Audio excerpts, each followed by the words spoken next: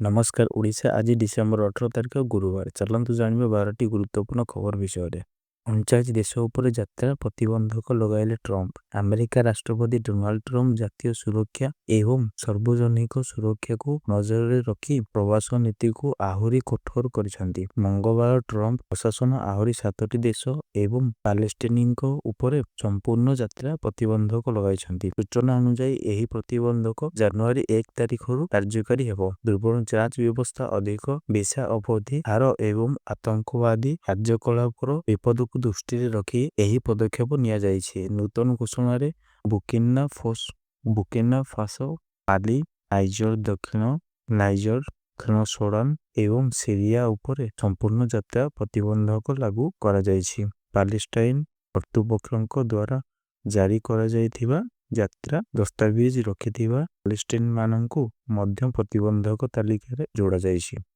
ଜଳପଥରେ ଶତ୍ରୁକୁ ମାତ ଦେବାକୁ ପ୍ରସ୍ତୁତ ଭାରତ। ଭାରତୀୟ ନୌସେନାର ଶକ୍ତି ବଢ଼ାଉଛି ରୋମିଓ ହେଲିକପ୍ଟର। ଗୋଆ ନେଭାଲ ବେସ୍ରେ ଆଜି ବିଧିବଦ୍ଧ ଭାବେ ନୌସେନାରେ ସାମିଲ ହୋଇଛି ଅତ୍ୟାଧୁନିକ MH-60R ରୋମିଓ ହେଲିକପ୍ଟର। ହିନ୍ଦ ମହାସାଗରରେ ଶତ୍ରୁ ପକ୍ଷର ଗତିବିଧି ଉପରେ ନଜର ରଖିବା ପାଇଁ ଏହି ହେଲିକପ୍ଟର ଏକ ବଡ଼ ଅସ୍ତ୍ରାବସ୍ତ୍ର ହେବ। ଏହା ହେଉଛି ଭାରତୀୟ ନୌସେନାର ଦ୍ୱିତୀୟ ରୋମିଓ ସ୍କ୍ୱାଡ୍ରନ, ଯାହାକୁ ପଶ୍ଚିମ ସାମୁଦ୍ରିକ ସୀମାରେ ନିୟୋଜିତ କରାଯିବ। ଏଥିରେ ରହିଛି ମଲ୍ଟି-ମୋଡ୍ ରଡାର ଏବଂ ହାଇ ରେଜୁଲେସନ କ୍ୟାମେରା, ଯାହା ସମୁଦ୍ର ଭିତରେ ଲୁଚି ରହିଥିବା ଶତ୍ରୁର ବୁଡ଼ାଜାହାଜକୁ ବି ଖୋଜି ବାହାର କରିପାରିବ।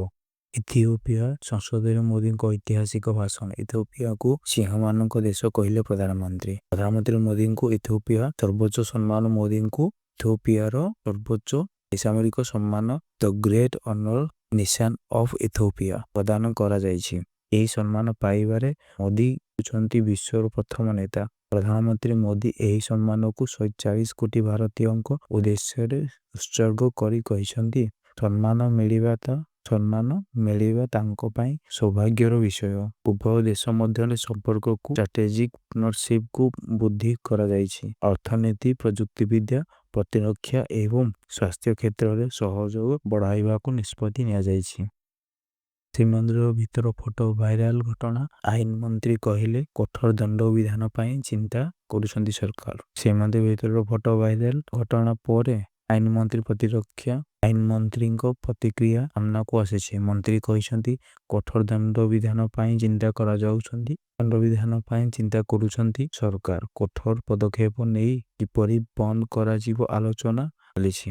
ପୁରୁଣା ଆଇନରେ ଅନେକ ଗୁଡ଼ିଏ ଦଣ୍ଡବିଧାନ ପ୍ରାବଧାନ ଅଛି। ସେଥିରେ କିଛିଟା ପରିବର୍ତ୍ତନ ପାଇଁ ପ୍ରକ୍ରିୟା ଚାଲିଛି ବୋଲି କହିଛନ୍ତି ଆଇନମନ୍ତ୍ରୀ। ଚାପମୁକ୍ତ ହୁଅନ୍ତୁ ସ୍କୁଲ ଛାତ୍ରଛାତ୍ରୀ, କ୍ୟାରିୟର ବାଛିବାକୁ ମିଳୁ ସ୍ୱାଧୀନତା। କ୍ଷେତ୍ର ପ୍ରସ୍ତୁତ କରନ୍ତୁ ଶିକ୍ଷକ ଶିକ୍ଷୟିତ୍ରୀ। ମୁଖ୍ୟମନ୍ତ୍ରୀଙ୍କୁ ଛାତ୍ରଛାତ୍ରୀଙ୍କର ଭବିଷ୍ୟତ ଚିନ୍ତା, ପିଲାମାନଙ୍କୁ କ୍ୟାରିୟର ଲଦି ଦିଆ ନଯାଉ। ଏମାନେ ଯାହା ହେବାକୁ ଚାହୁଁଛନ୍ତି ସେଥିରେ ସ୍ୱାଧୀନତା ମିଳୁ ବୋଲି କହିଛନ୍ତି ମୁଖ୍ୟମନ୍ତ୍ରୀ। ଏଥିପାଇଁ କ୍ଷେତ୍ର ପ୍ରସ୍ତୁତ କରିବାକୁ ସେ ଶିକ୍ଷକ ଶିକ୍ଷୟିତ୍ରୀ ଓ ଅଭିଭାବକଙ୍କୁ ପରାମର୍ଶ ଦେଇଛନ୍ତି। ମନ୍ତ୍ରୀ ମୁକେଶ ମହାଲିକଙ୍କ ସୂଚନା। ଏଣିକି ଗୁଗଲରେ ଓଡ଼ିଆରେ ଦେଇହେବ ଭଏସ କମାଣ୍ଡ। ଏଆଇ ସମ୍ମିଳନୀ ପୂର୍ବରୁ 8ଟି ରାଜ୍ୟରେ ଏଆଇ କମ୍ପାକ୍ଟ ରିଜନାଲ ସମ୍ମିଳନୀ ହେବ। ଲୋକଙ୍କ ପାଖରେ କିପରି ଏଆଇ କାମ କରିବ, ଏଆଇକୁ କିପରି ସରକାରୀ ବ୍ୟବସ୍ଥାରେ ଉପଯୋଗ କରାଯାଇପାରିବ, ସେ ନେଇ ଆଲୋଚନା ହେବ। ଶିକ୍ଷା, ସ୍ୱାସ୍ଥ୍ୟ, ବିପର୍ଯ୍ୟୟ ପରିଚାଳନା ବିଭାଗ, ମହିଳା ଓ ଶିଶୁ ବିକାଶ ବିଭାଗ ଓ ସଂସଦୀୟ ବ୍ୟାପାର ବିଭାଗରେ ଏଆଇ ଉପଯୋଗ ଉପରେ ଫୋକସ କରାଯାଉଛି। ଆଗକୁ 41 ବିଭାଗରେ ଏଆଇ ଉପଯୋଗ ହେବ।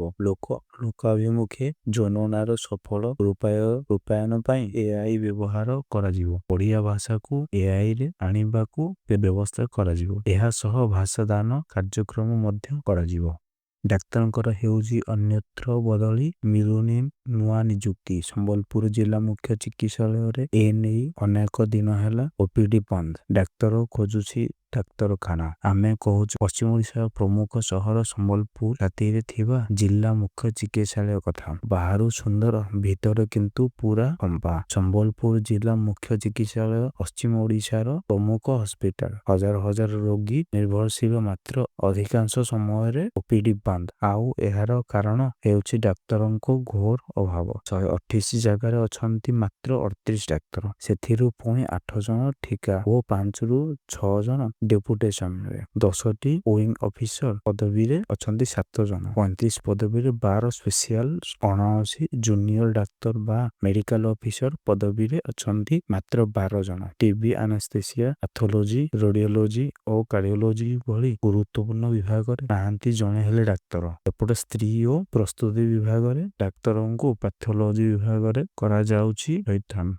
ସରିନି ଉନ୍ନୟନ କାମ ଏପଟେ ଚାଲିଛି ରଙ୍ଗ କାର୍ଯ୍ୟ। କାମ ସରିବା ପରେ ତଦାରଖ ହେବ ବୋଲି କହିଲେ ମେୟର। କଟକ ତାଳଦଣ୍ଡା କେନାଲ କାର୍ଯ୍ୟ ଏହି ଯାଏଁ ସମ୍ପୂର୍ଣ୍ଣ ହୋଇନଥିବା ବେଳେ ରାଣୀହାଟ ପାଖରୁ ଛତ୍ରବଜାର ଯାଏଁ ଯେଉଁ କାମ ଶେଷ ହୋଇଛି ତାର ଚାଲିଛି ସୌନ୍ଦର୍ଯ୍ୟକରଣ। କେନାଲରେ ସିନ୍ଥେଟିକ ୱାଲରେ ଦିଆଯାଇଛି ରଙ୍ଗ, ମାତ୍ର ଏଥିରେ ବି ଆସିଛି ଦୁର୍ନୀତି ଅଭିଯୋଗ। ପ୍ରାୟ 25 ଲକ୍ଷ ଖର୍ଚ୍ଚ କରାଯାଇଥିବା ବେଳେ